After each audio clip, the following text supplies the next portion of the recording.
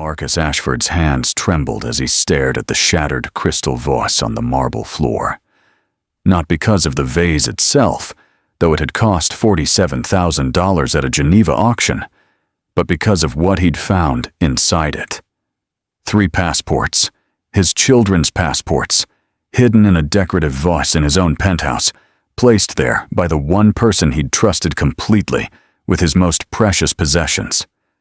The woman who'd betrayed him stood 15 feet away, her weathered hands clutched together, her eyes downcast, but unafraid. Elena Martinez had been his children's nanny for 3 years. 3 years of watching her sing to them in Spanish. 3 years of coming home to find his triplets fed, bathed, and genuinely happy. 3 years of believing she was different from all the others who'd cycled through his life, trying to extract whatever they could from his fortune. "Get out." The words felt like gravel in his throat. "You have 30 minutes to pack your things and leave my house." Elena didn't move, didn't plead, didn't even look surprised. That lack of reaction only confirmed his worst suspicions. She'd been planning this, whatever this was. "Mr. Ashford," she said quietly, her accent thick but her English clear. "Please let me explain." "Explain what? That you were going to kidnap my children? That you were going to take them to Mexico? I found their passports hidden in my house, Elena. What possible explanation could there be?" Behind him, through the floor-to-ceiling windows of his Central Park West penthouse, the sun was setting over Manhattan. 43 floors below, the city moved forward, oblivious to the quiet destruction happening in this temperature-controlled sanctuary. Marcus Ashford, founder and CEO of Ashford Technologies, worth an estimated $8 billion, felt utterly powerless. "I put them there for safekeeping," Elena said, her voice steady despite the tears now streaming down her face. "But not for me. For you. For the children. Don't lie to me." Marcus felt his rage building, the same rage that had carried him through hostile takeovers and boardroom battles, the same rage that had cost him his marriage 2 years ago. "I trusted you with everything. You were supposed to be different." "I am different," Elena said, and for the first time, she looked directly at him. There was something in her eyes, not fear or guilt, but a deep, patient sorrow. "But you're too angry to see it right now, so I'll go." "But Mr. Ashford!" She paused at the entrance to the hallway. When Lily wakes up at 2:47 a.m. because of her nightmares, she needs exactly 3 ounces of warm milk with a 1/4 teaspoon of honey, and you have to sit with her in the blue chair and hum De Colores until she falls back asleep. When Mason gets overwhelmed, he needs pressure, deep pressure on his shoulders, counting to 27, not 25 or 30. And Sophie will be the bravest. She'll pretend she's fine. But she's not fine when I'm not there. Get out. Elena nodded once, then disappeared down the hallway toward her small room off the kitchen. Marcus heard her moving around, the soft sounds of packing. He looked down at his phone, at the text message from his head of security that had started this whole nightmare. "Sir, the nanny was seen at the Mexican consulate yesterday. Our contact there says she requested passport information for 3 children matching your triplets' descriptions. Thought you should know." 27 minutes later, Elena walked past him carrying a single battered suitcase and a purse. She didn't look at him. The front door clicked shut behind her, with a sound so final it seemed to echo through the empty space. Marcus stood in the silence of his penthouse, surrounded by $30 million of real estate and furnishings, and waited to feel vindicated, protected, secure. Instead, he felt hollow. From down the hall, a small voice called out, "Elena, I'm thirsty." The crying started at 7:42 p.m., not the normal crying of children who were upset or overtired. This was something primal, a sound Marcus hadn't heard since the triplets were infants. Sophie discovered Elena's empty room first, and her scream brought her siblings running. Within minutes, all three of them were sobbing, their faces red and swollen, their small bodies shaking with a grief that seemed far too large for their 4-year-old frames. "Where's Elena?" Lily demanded between hiccuping sobs. "Why isn't she coming? Elena! Elena!" She had to leave, Marcus said, kneeling down to try to gather all 3 children in his arms. They resisted, pushing away from him with surprising strength. "But Daddy's here. I'm right here." "We don't want you," Mason screamed, his face contorted with rage and pain. "We want Elena. Bring her back. Bring her back." The words hit Marcus like physical blows. In 3 years of co-parenting, through the divorce, through building his company from $3 billion to $8 billion in valuation, through every crisis and triumph, his children had never rejected him. They'd been his anchor, his reminder of what mattered. Now they looked at him like he was the enemy. "Guys, please, you did something bad," Sophie said, her voice cold and certain despite her tears. "You made her leave. Elena said you were good, but sometimes you get confused. She said we had to be patient with you." Marcus felt something crack open inside his chest. "What else did Elena say about me?" "She said you work really hard because you're scared," Lily said, calmer now but still crying. "She said you think money keeps people safe, but love keeps people safe. She said, we should love you even when you're confused." What kind of nanny talked to 4-year-olds about adult fears and philosophy? What kind of woman earned this level of devotion from children who barely knew their own mother? At 8:15 p.m., Marcus called his ex-wife. Victoria answered on the 4th. Ring, her voice crystalline with distance and disinterest. "The children miss their nanny," she said after he'd explained the situation. "You should hire someone better, someone with proper credentials. I told you that woman was too familiar with them. They're hysterical, Victoria. They won't eat. They won't stop crying. Then give them their tablets and let them watch something until they exhaust themselves. I have a dinner, Marcus. I can't solve your domestic problems right now."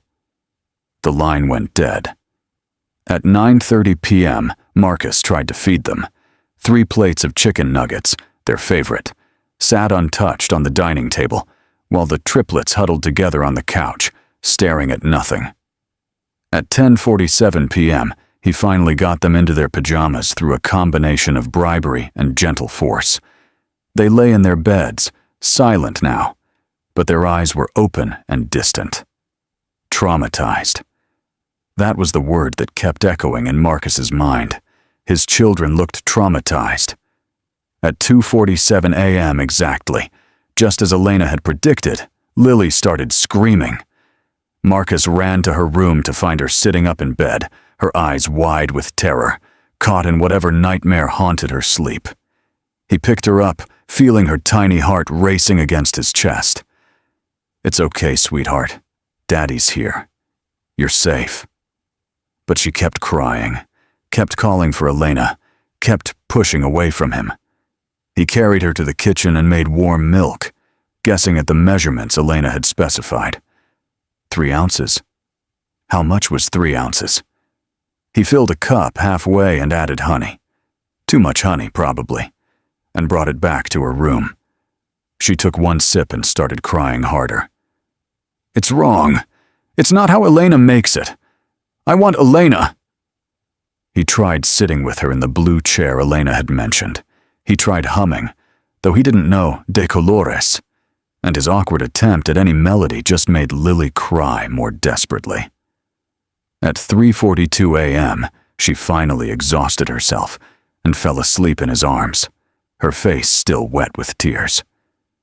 Marcus sat in that blue chair, his daughter's slight weight pressing against him, and felt more lost than he'd ever felt in his life.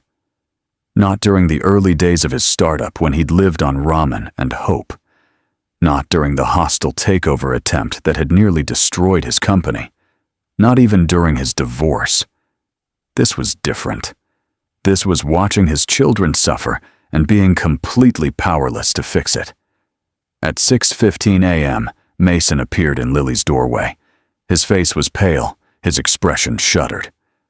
"I had an accident," he whispered, his voice small with shame. Marcus carefully extracted himself from Lily's sleeping grip and went to help his son. Mason hadn't had a nighttime accident in over a year. Elena had been so proud of him. While cleaning up and changing the sheets, Marcus noticed something taped to the inside of Mason's closet door, a chart with stickers. Rows and rows of them, marking off successful nights. At the bottom, in Elena's careful handwriting, "You're so brave, mi pequeño guerrero." My little warrior. By 7 a.m., all three children were awake again, silent and hollow-eyed. Marcus tried to make breakfast. He burned the eggs. The toast came out either too light or too dark. The orange juice spilled across the counter when his exhausted hands fumbled the carton. "Elena makes them in shapes," Sophie observed quietly, pushing away her plate. "She cuts them like animals. You made them like sad eggs." Marcus wanted to scream. Instead, he sat down at the table and put his head in his hands. Behind him, he heard the children shuffle out of the room, back to their huddle on the couch.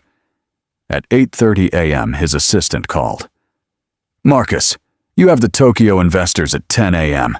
The presentation, cancel it." "What?" "We can't cancel. This is a $300 million. I said cancel it. Cancel everything today." He hung up before she could respond. At 9:15 a.m., his head of security called back. "Sir, I wanted to follow up on the nanny situation. Should we proceed with filing a police report? Document the suspicious activity?" "What did you actually see her do at the consulate?" Marcus asked, his voice flat with exhaustion. "Well, she went in, stayed for about 40 minutes, came out with some papers. Our contact said she was asking about passport procedures for minors. But you didn't hear the conversation? You don't actually know what she was asking or why?" A pause. "No, sir. But given your position and the children, thank you. That's all." Marcus hung up. He walked to the living room where his children sat in their huddle, looking smaller and more fragile than they ever had before. Three tiny humans who'd lost the person who made them feel safe in a world that had already taken so much from them. What had he done? At 10:30 a.m., Marcus made a decision that went against every instinct that had made him successful. Instead of defending his position, instead of trusting his first judgment, he decided to question everything. He started where every answer seemed to begin and end, with Elena. Marcus opened his laptop and pulled up her employment file. He'd done a background check when he hired her. Of course he had. But he'd never looked at it closely. His head of household had handled the vetting. Now he read every page. Elena Maria Martinez, 47 years old, originally from Guanajuato, Mexico, in the United States for 23 years.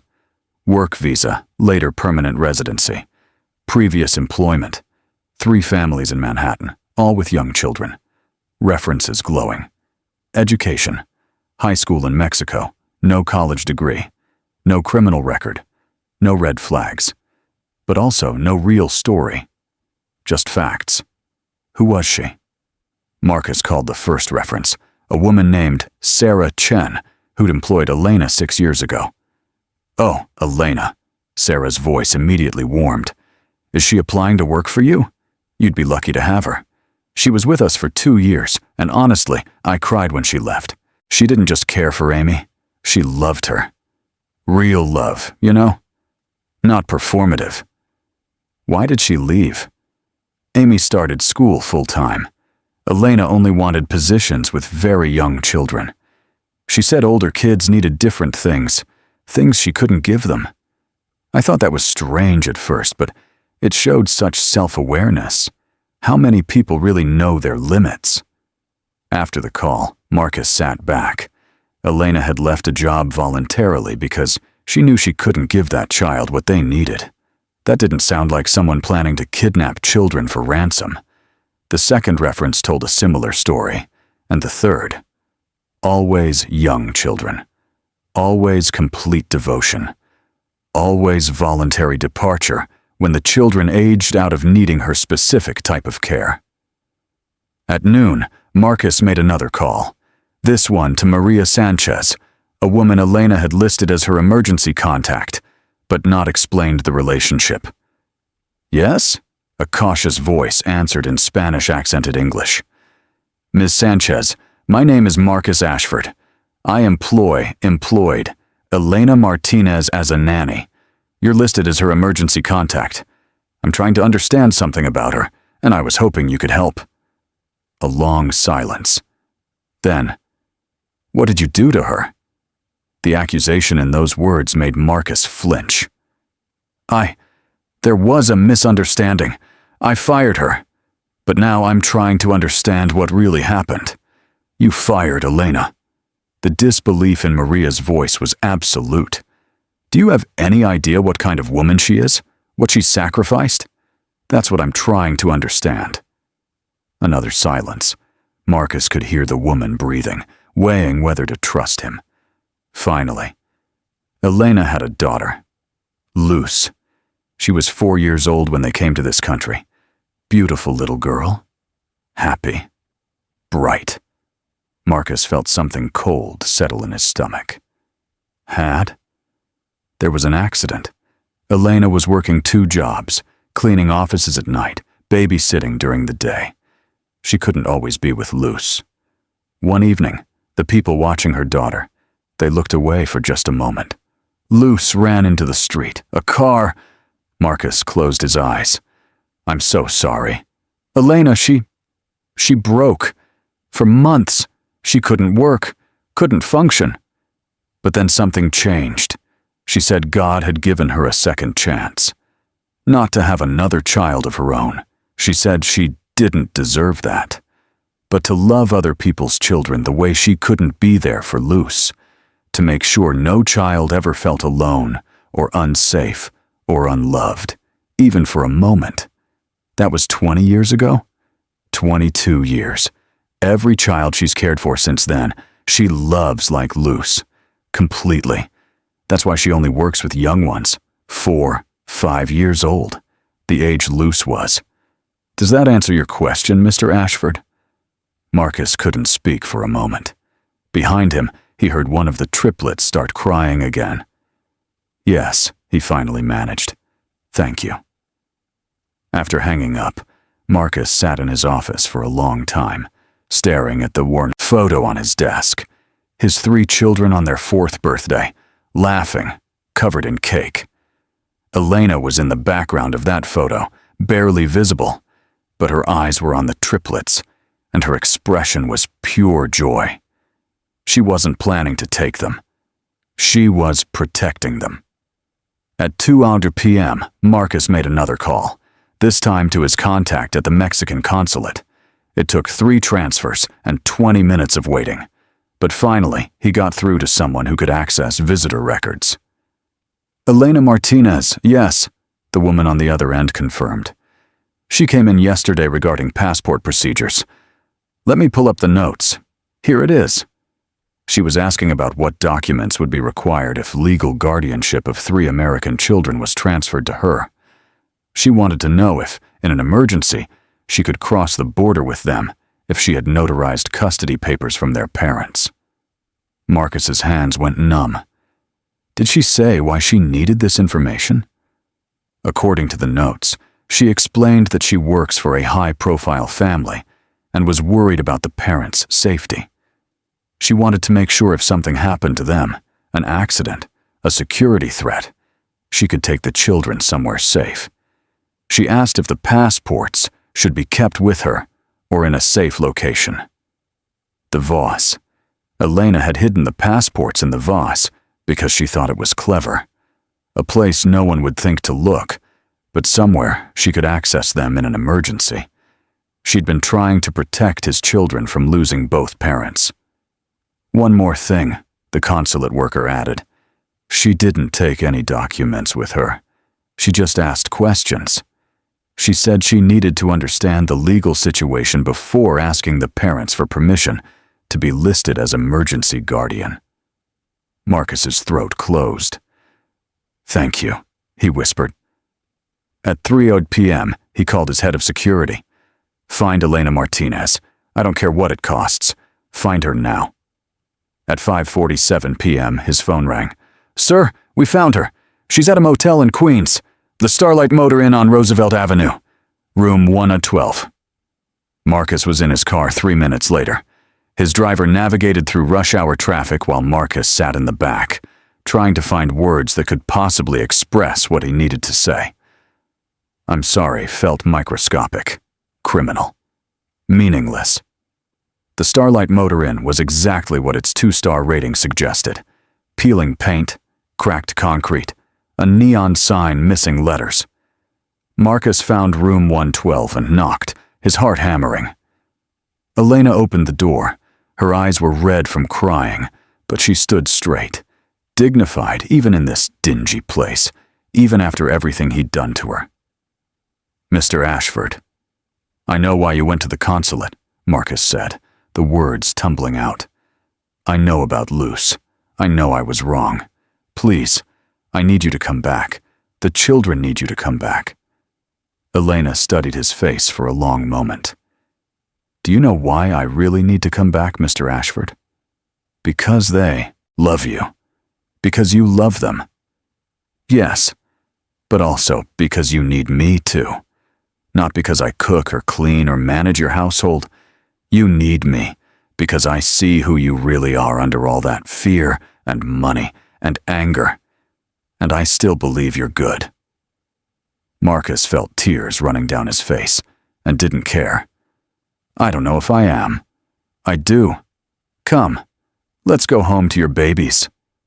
The triplets' reaction when Elena walked through the penthouse door at 7:23 p.m. wasn't what Marcus expected. It wasn't joy or relief. It was fury. Sophie got to her first, tiny fists pounding against Elena's legs. "You left.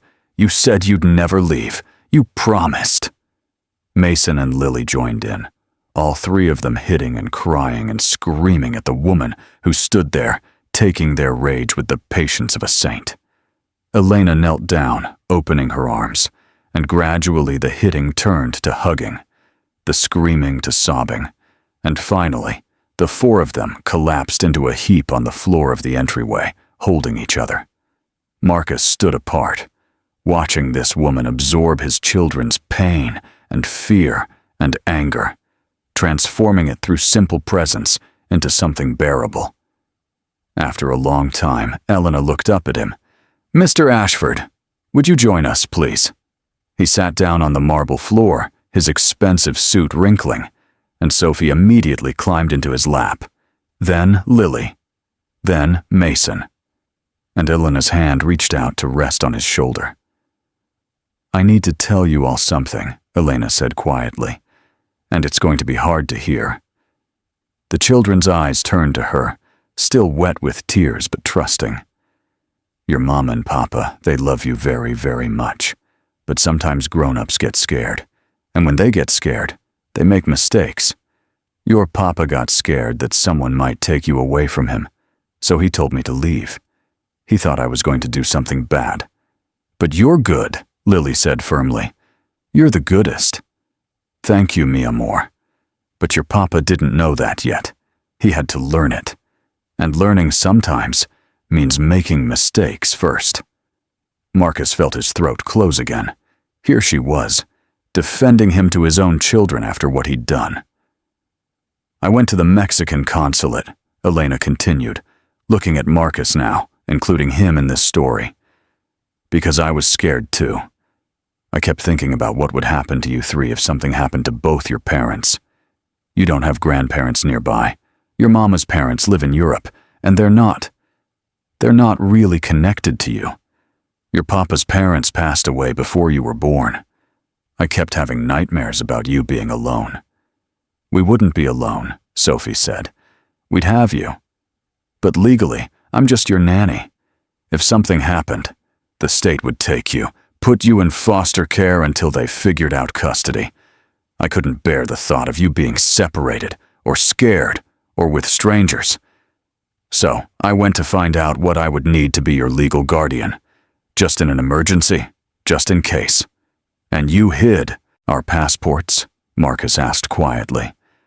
"I put them somewhere safe, somewhere no one would think to look if there was a crisis. I was going to ask your permission, Mr. Ashford. I was going to bring you papers to sign, making me emergency guardian. But I needed to understand the process first." The children were quiet, processing this adult conversation with surprising comprehension. "Why didn't you explain this when I found them?" Marcus asked. Elena met his eyes. "Because you were so angry, so certain I'd betrayed you. I could see it in your face. I could have explained, but you wouldn't have heard me. You needed to find the truth yourself, to choose to believe in me instead of having me convince you. Does that make sense?" It made perfect sense. If she'd defended herself, he would have thought she was lying, manipulating. By letting him investigate, by letting him discover the truth on his own, she'd given him the chance to genuinely change his mind. "You're a lot smarter than I gave you credit for," Marcus said. "I'm a lot of things you didn't give me credit for," Elena said gently. "But that's okay. Now you know." Over the next hour, Elena made dinner. Chicken soup with rice, the children's comfort food, while the triplets sat at the kitchen counter, watching her move through the space that was more hers than his. Marcus sat with them, seeing his home through new eyes. There were Elena's touches everywhere now that he looked. The photos on the refrigerator arranged at the children's eye level. The step stool positioned perfectly for reaching the sink.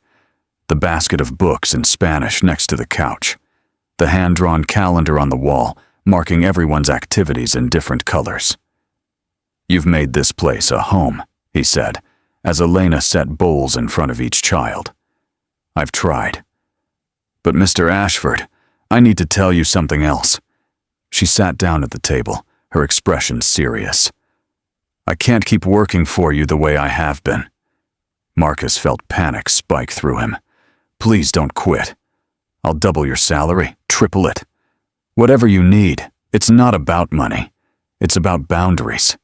I love your children like they're my own. But they're not my own. And you." She paused, choosing her words carefully. "You've been treating me like a replacement parent instead of an employee. That's not healthy for anyone, especially the children." Marcus opened his mouth to argue, then closed it. She was right. He'd been using Elena as a shield against his own parenting responsibilities, against the mess of his divorce, against the guilt of working 80 hours a week. "What do you want to change?" "I want you to be more present. I want you to know that Lily needs exactly 3 ounces of milk with a 1/4 teaspoon of honey at 2:47 a.m. because you're the one giving it to her sometimes, not just me. I want you to know that Mason needs deep pressure on his shoulders because you're providing it. I want Sophie to tell you her secrets, not just me. But you'll stay?" "I'll stay. But we're going to restructure this. I'll work Monday through Friday, 7 a.m. to 6 p.m. Evenings and weekends you're on duty, really on duty. Not on your phone in your office while I handle everything." The old Marcus would have negotiated, would have tried to maintain maximum control while outsourcing maximum responsibility. The new Marcus, the one who'd just spent 24 hours in hell, nodded immediately. "Done. Whatever you think is right." 3 months later, Marcus sat in the blue chair at 2:47 a.m., holding Lily while humming De Colores.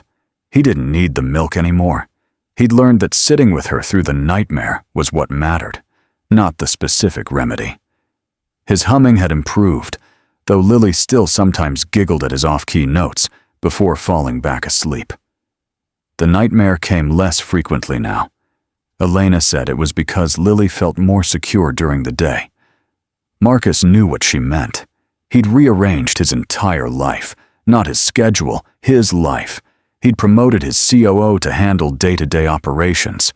He'd started leaving the office at 5 p.m. 4 days a week. He'd canceled his Asian expansion plans because they would have required months of travel. His board thought he'd lost his mind. His ex-wife thought he was having a breakdown. His therapist, a new addition to his life, per Elena's not-so-gentle suggestion, thought he was finally becoming whole. Marcus just thought he was learning to be the father his children deserved. "Daddy?" Lily's sleepy voice broke through his humming. "Yes, sweetheart? I'm not scared anymore." "That's good, Lily. I was scared you'd make Elena leave forever. But Elena said you learned how to not be confused. Did you?" Marcus kissed his daughter's forehead. "I'm still learning, but I'm getting better." "Good. Because Elena says we all need each other. You need us. We need you. We need Elena. Elena needs us. It's like a circle. Your Elena is very wise. I know. That's why we love her."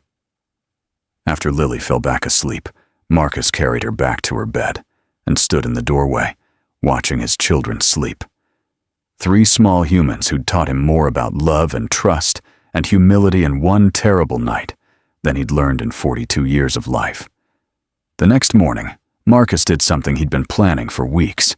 He called Elena into his office, the home office, not the corporate one, and handed her an envelope. "What's this?" she asked, her face wary. "Legal guardianship papers, already filed with the court. If anything happens to me, you're their guardian." Victoria agreed, by the way. She said, and I quote, "At least someone responsible would have them." Elena's eyes filled with tears. "Mr. Ashford, Marcus, please, Elena, it's Marcus." "Marcus," she said, testing the name. This is more than I ever asked for. You asked for nothing. That's the point. You gave everything and asked for nothing. These kids need you, in their lives permanently, not just while they're young. When they're teenagers and driving me crazy, they'll need you. When they're in college and trying to figure out who they are, they'll need you. When they're adults with their own children, they'll need to bring those children to see you. You're not just their nanny, Elena. You're their family." Elena sat down, the papers clutched in her hands, crying silently. "I never thought, after Luce, I never thought I'd have this again. A family. You have one. We're messy and broken and learning, but we're family." That evening, Marcus took the kids to the park. No phone, no laptop. Just him and 3 4-year-olds and a soccer ball. Elena watched from a bench, her face peaceful. An older woman sat down next to her and nodded at Marcus chasing the triplets around. "Yours?" the woman asked. Elena smiled. "Yes, they're mine." Marcus heard this exchange and felt something shift in his chest. The old him would have been offended, would have wanted to assert his ownership, his importance. The new him understood that love didn't diminish when it was shared. His children could belong to him and to Elena simultaneously. That wasn't theft. It was grace. Sophie ran over to Elena, dragging Marcus by the hand. "Tell Daddy about the circle again." Elena laughed and pulled both Sophie and Marcus down onto the bench. "The circle is how we love each other. Your papa takes care of me by letting me be part of your family. I take care of you by helping you grow. You take care of your papa by reminding him what matters. And everyone takes care of everyone. Round and round." "That's not how I usually think about business relationships," Marcus said. "Good. This isn't business. This is love." Sophie and Lily and Mason piled onto the bench, creating a heap of tangled limbs and laughter. Marcus looked at Elena over the chaos of his children and saw her smiling at him. Not the careful professional smile of an employee. The real smile of someone who'd seen him at his worst and chose to stay anyway. "Thank you," he said quietly. "For what?" "For crying all night. The kids, I mean. For crying all night until I figured it out." Elena laughed, that full-throated laugh that made the children giggle in response. Oh, Marcus, they weren't crying to teach you a lesson. They were crying because their hearts were broken. You figured it out because you loved them enough to question yourself. That's not my doing. That's yours. I don't know. I think we're all teaching each other. Now you're learning, Elena said, and squeezed his hand. 2 years later, Marcus stood in front of 500 of his closest business associates at the Tech Innovators Conference, giving the keynote speech he'd been asked to deliver about scaling billion-dollar companies. Instead, he talked about a different kind of scaling. 3 years ago, I fired the best person in my life because I was so wrapped up in fear that I couldn't see love when it was standing right in front of me. I nearly destroyed my relationship with my children because I thought providing for them financially was the same as being present. I want to talk to you today about something more important than market share or quarterly earnings. I want to talk about the metrics that actually matter. He clicked to the next slide. Instead of a graph or chart, it showed a photo. Him sitting in the blue chair at 3 a.m., holding a sleeping Lily, his face exhausted, but peaceful. This is Lily. She's 6 now. She doesn't have nightmares anymore, but she still wakes up sometimes just to check that I'm there. And I am. Every single time. That's my most important KPI, being there every single time. 2 months ago, my company's valuation hit $10 billion. The same week, Mason learned to ride his bike without training wheels. Guess which one I remember more clearly? Guess which one made me cry? I'm not saying business doesn't matter. I'm saying we've built an entire system that measures everything except what we'll actually remember on our deathbeds. How many of you can tell me your Q3 earnings from 5 years ago? How many of you can tell me what your child said to you last Tuesday that made you laugh? The woman who taught me this, her name is Elena Martinez. She never went to business school. She never read a management book. But she understood something that took me 42 years to learn. The only competitive advantage that actually matters in life is love. Real love. The kind that stays when you're terrible. The kind that tells you the truth when you're wrong. The kind that shows up at 2:47 a.m. with warm milk and patience.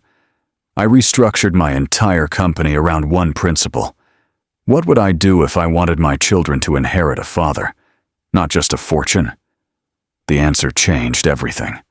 I promoted people who'd taken family leave. I fired executives who never went home. I canceled expansion plans that required me to be absent. I built systems that could run without me, because the people who needed me most deserved my presence. And you know what happened? The company grew anyway. Faster, actually. Because when you're present in your life, when you're not running from fear, you make better decisions. You build better teams. You create something sustainable instead of something impressive. Elena still works for me. She'll probably work for me until my children are grown, and then I hope she'll stay on as grandmother to my grandchildren. She's not an employee anymore, though I still pay her very well. She's family. She's the person who saw past my walls and my money and my fear, and loved my children when I was too broken to do it right. The triplets are 6 now. They're smart and kind and secure. They know they're loved by multiple people in multiple ways. That's my real inheritance to them, not the billions in trust funds, but the knowledge that love is abundant, not scarce. That you can belong to more than one person. That being vulnerable doesn't make you weak, it makes you human. So here's my challenge to every person in this room. Go home tonight and ask yourself what you're actually building. Ask yourself what you'll remember. Ask yourself who you're becoming in the pursuit of whatever you think you want. Because I promise you this, no one on their deathbed wishes they'd spent more time at the office.